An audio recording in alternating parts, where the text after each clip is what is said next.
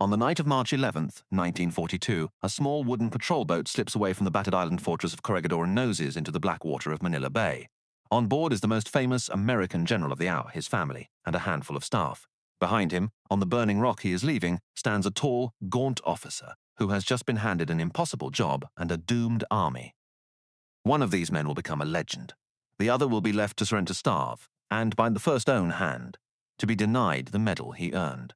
You know the line, I shall return 3 words, that became one of the defining promises of the Second World War, the vow of Douglas MacArthur to come back and free the Philippines. It has been quoted so often it has hardened into pure myth. But legends of what MacArthur did to the man he left behind to keep the fight alive is not a story of loyalty, it is a story of blame. And it ends with one American general trying to erase another's place in history.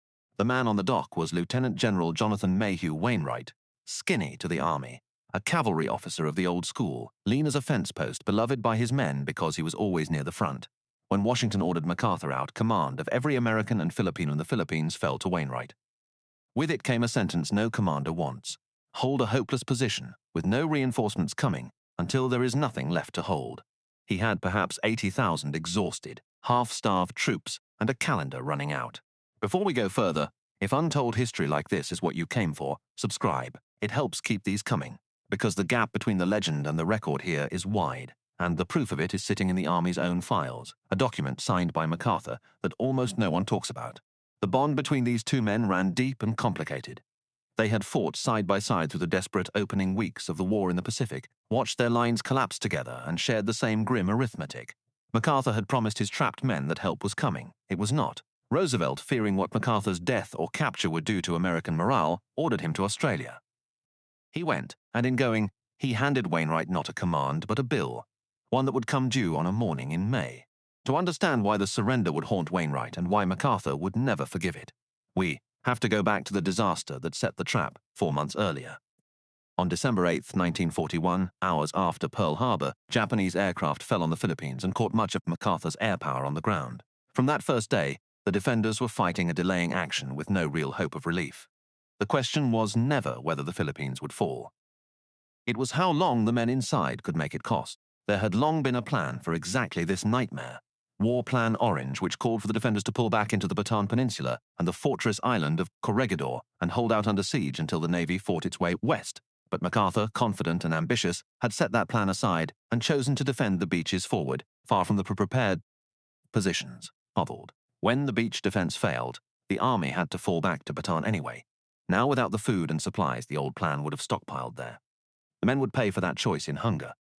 Wainwright was in the thick of it from the start, commanding the North Luzon Force, including the superb 26th Cavalry Regiment of Philippine Scouts, among the last horse-mounted units the U.S. Army would ever send into battle, trading by bridge, mile by mile.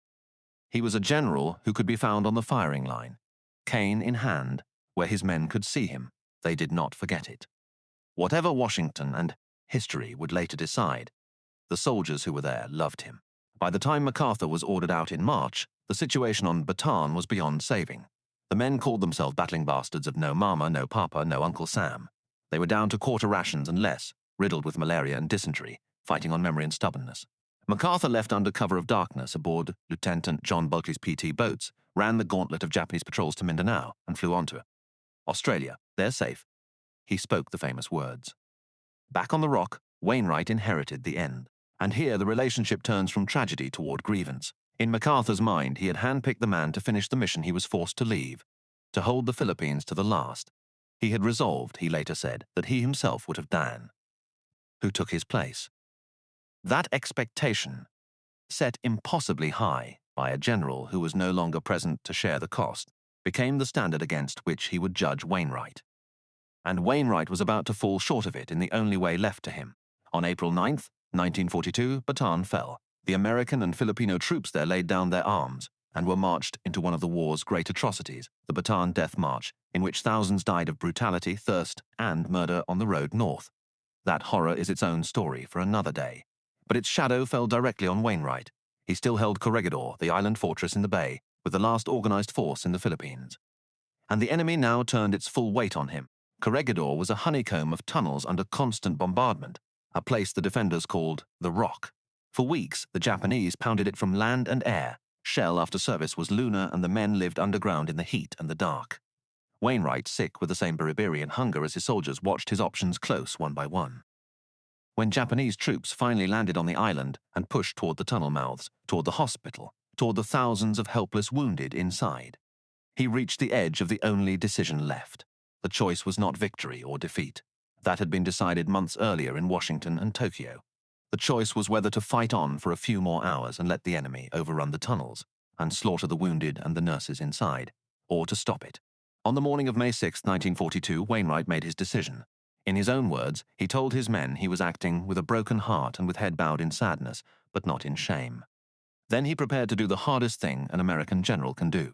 But surrendering Corregidor was not enough for his captors. The Japanese commander forced Wainwright to surrender not just the Rock, but every American and Filipino soldier still fighting anywhere in the Philippines, units in the south that were still free, still in the field.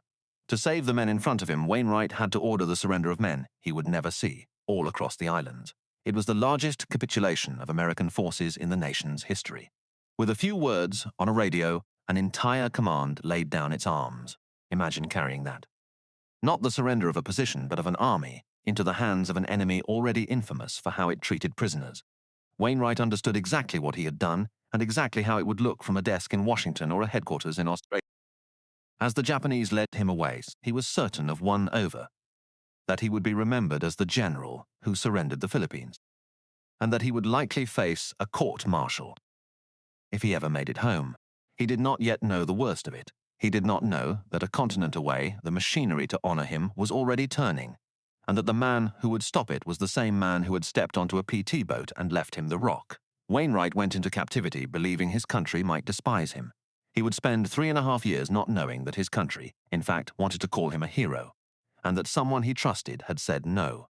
The highest-ranking American taken prisoner in all of World War II was now a number in the Japanese camp system. They moved him north, from Luzon to the island of Formosa, and finally to Xi'an, in the frozen emptiness of Manchuria, as far from rescue as they could put him.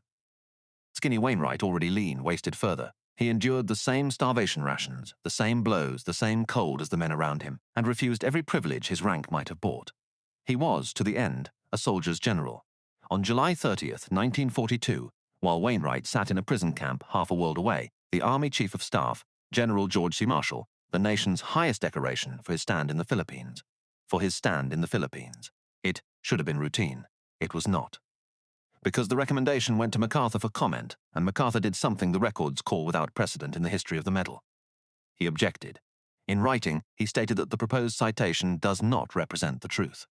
With that line, the medal died. Sit with the cruelty of the timing. The man being honored was starving in a Manchurian camp, tormented by the belief that he had disgraced his uniform.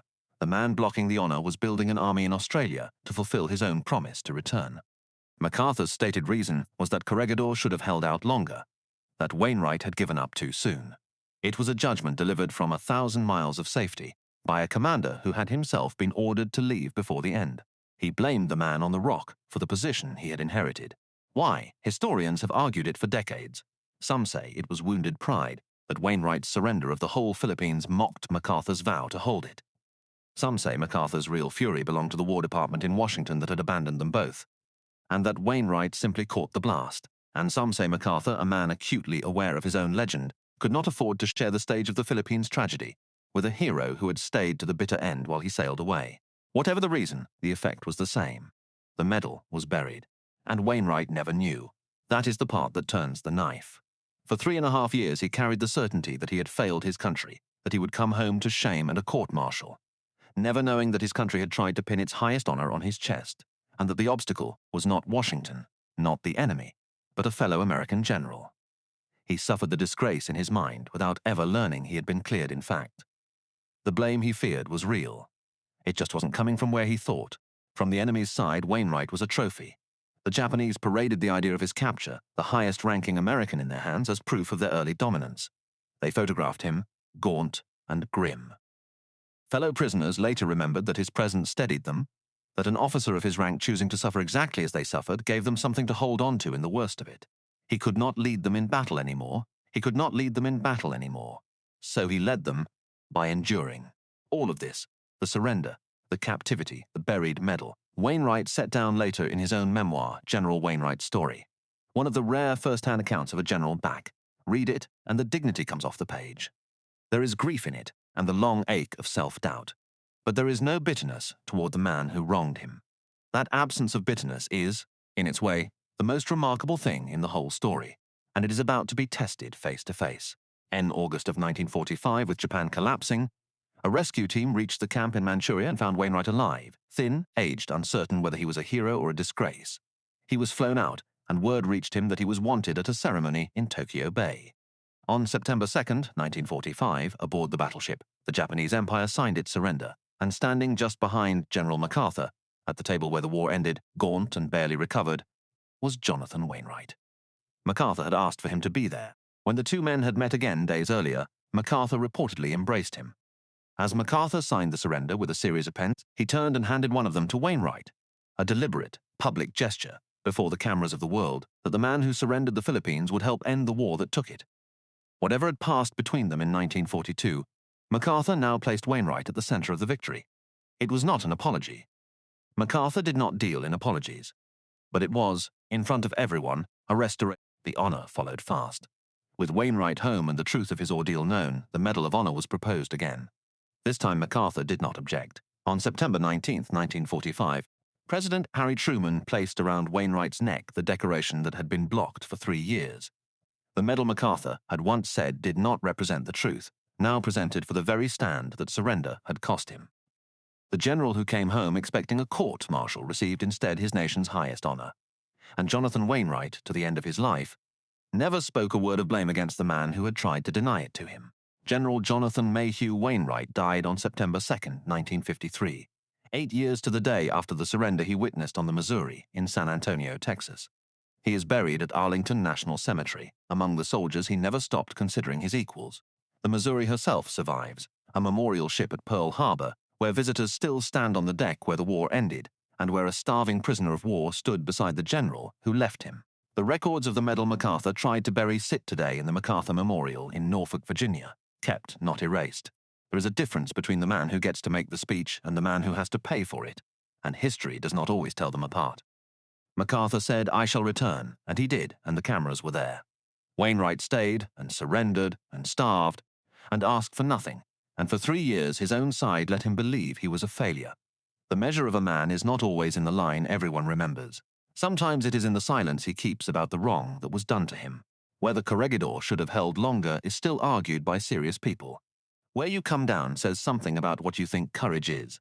If your father, your grandfather, your uncle, anyone in your family served in the Pacific in any branch, leave their name and one thing about them in the comments. Don't just leave a name. Tell us one thing they did or said, or that you remember. The men who were there deserve more than a line in a database. Subscribe if you want the next story. There are more of them.